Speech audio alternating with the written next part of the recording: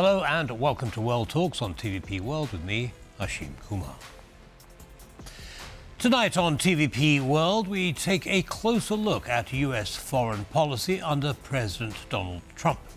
From renewed pressure over Greenland and a push for a record-breaking military budget to fresh momentum on sanctions against Russia and plans to withdraw from dozens of international organizations. Washington is reshaping its global posture. Joining us is David DeBatto. He's a geopolitical analyst and retired US Army counterintelligence officer to assess what this means for US power, alliances and global stability.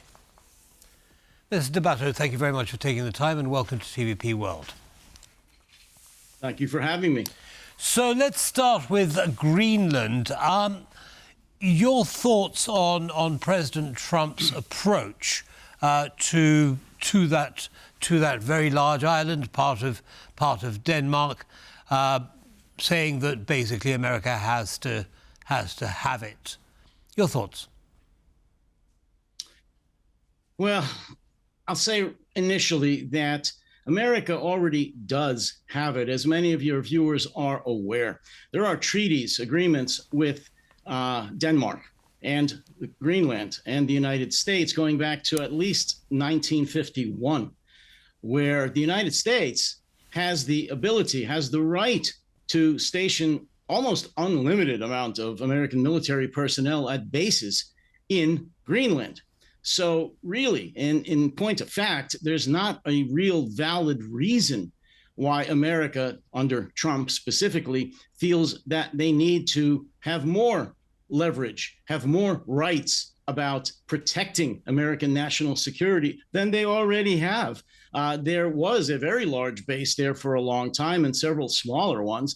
And I know that Greenland, as well as the Danish government in general, would be fine if America wished to greatly increase the military presence in Greenland. So it's a little crazy, a little irrational what President Trump is suggesting. I have my own thoughts, of course, as to why he is doing that. If you'd like to get into that. Yes, please share that. That was going to be actually my next question.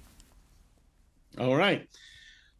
Maybe not everyone agrees with this, but I think many analysts do, especially intelligence professionals and military officers. And what that is, what I'm trying to say is that whether or not Donald Trump, President Trump, is acting as an agent of the Kremlin, and I'm not saying he is, but it doesn't really matter. And I've said this several times before, whether or not he's officially on the books as a Kremlin agent, he is doing what an agent, what an apparatchik would do for the Kremlin. Whether or not he's doing it on the payroll or through any ideology, he's doing what the Kremlin wants. And in this specific case, he's creating division, chaos within NATO.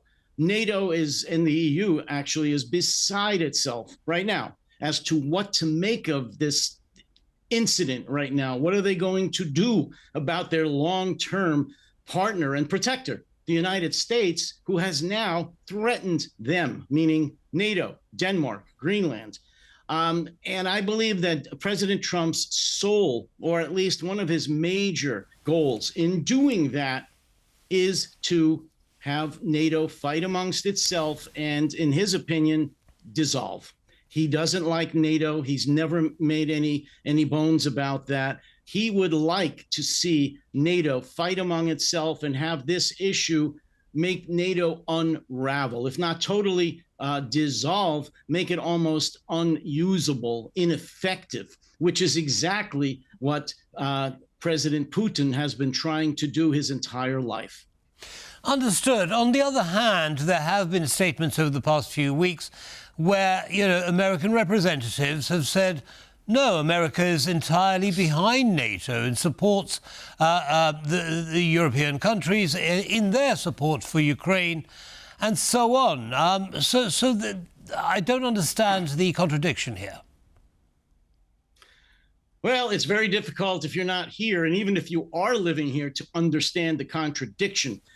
There are those hawks, very conservative supporters of the military, the American military, within the Congress, the Senate, and the House of Representatives, Republicans who do support NATO very much and have a long history of that. However, we are at a point right now, today, as I speak, where Republicans, no matter who they are, no matter how senior they are, no matter how strong they appear to be, are very afraid of Donald Trump and going against Donald Trump and his retribution, what he might do to them, not just to try to, as they say, primary them, meaning get them out of office during the next election. They are afraid for their physical safety. They're afraid about threats being made against them and their families. So it's actually very dangerous for them in public to go against the wishes of Donald Trump. And right now, Donald Trump is fighting an action. Whether or not he takes military action, he is threatening a NATO ally.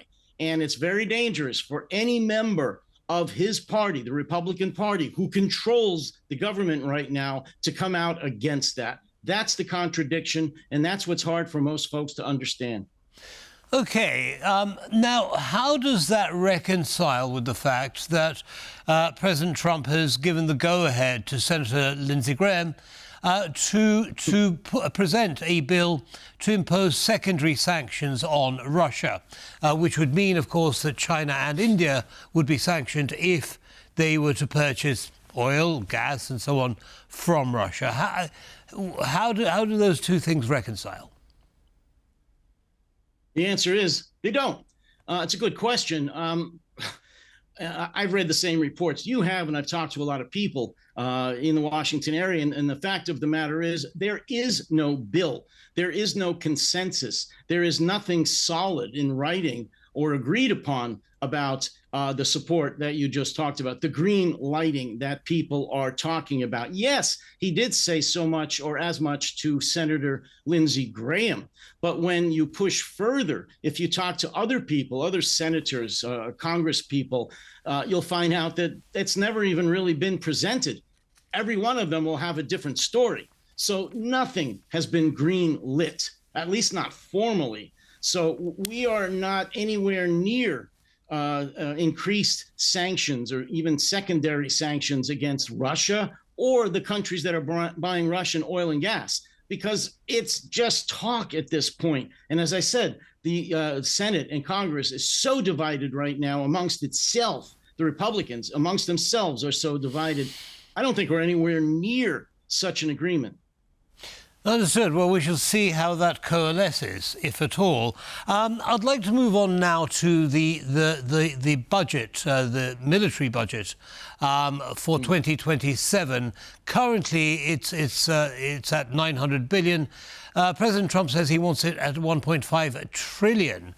How realistic is that it's going to happen, and that it's doable, it's sustainable?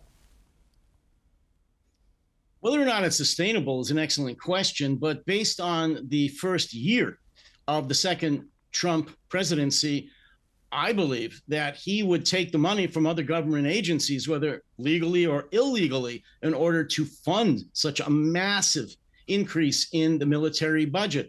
$1.5 trillion. Look, there's talk right now from President Trump himself and some Republican leaders that martial law is right around the corner.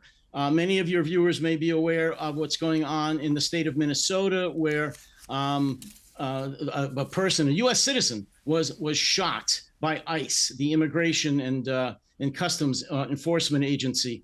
Because of that and some related follow-up issues, there's serious talk that President Trump may be enacting martial law, which would put the military on the streets of America in a much, much more increased fashion, including the active duty military. If something like that happens, followed up by National Guard call-ups, he's going to need a bigger military. And if he gets the United States involved in some more military actions overseas, if he attacks Cuba, if he attacks Colombia, if he does another round of attacks on Iran and so forth, we're going to need a bigger military. And $1.5 trillion may not even cover that. But if he does do it, and he gets approval from the Republicans in Congress, he would need to take the money for that from other sources within the federal government, which may or may not actually be legal. Now, perhaps part of those resources might be released from the US's membership of 66 organizations, which President Trump has said the US is going to leave, 66 international organizations, about half of which are part of the United Nations and the other half are not. What do you make of that decision, and how were those organizations selected?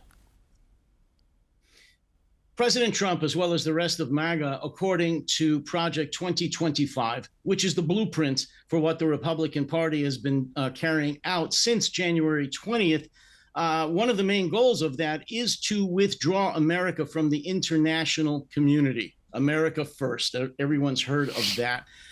MAGA, including President Trump, is very much against the United States being part of virtually any international organization. He doesn't see the benefit from it. He doesn't believe in alliances. He believes America should go it alone everywhere in the world, and that other kinds of allies, especially allies, should be paying us. He believes that those 66 organizations are totally worthless to us. He sees money going outward, nothing coming in, a purely transactional philosophy. He doesn't see the good that it's doing, the lives that it's saved, the peace that it's been maintained, the democracies that have been built and maintained. All of that's irrelevant. He doesn't see any money coming in. He sees money going out, and America, in his words, being taken for a sucker. That is going to continue.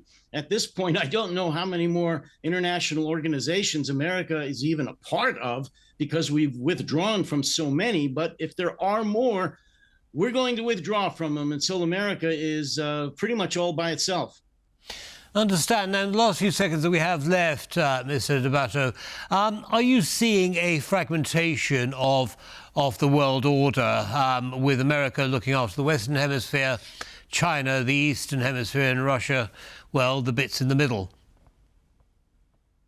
Absolutely. And I know that's all part of, again, Project 2025 and the Republican Party. They very much want to, and so far are pretty successful at going back to the 19th century and before, with spheres of influence of the great powers, with America now forcefully claiming its right to be in charge of the entire Western Hemisphere. President Trump seems to be ceding all of Europe to Putin and Russia, and Asia to China. That's where it is leading. They've made no bones about it. There's been several speeches recently, including by his deputy chief of staff, Mr. Miller, about how might makes right and how those spheres of influence from the past are going to be part of the present and the future. So yes, the old world order that we, the United States, established after World War II is unraveling very, very fast.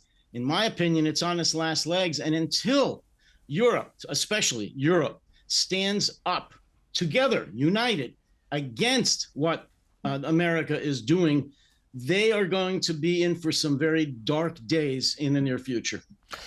Understood. Mr. David DeBatto, thank you very much indeed for sharing your analysis with our audience. Have a good day, sir. Thank you. Bye. And that brings us to the end of this episode of World Talks. Don't go away. As always, lots more coming up. Goodbye.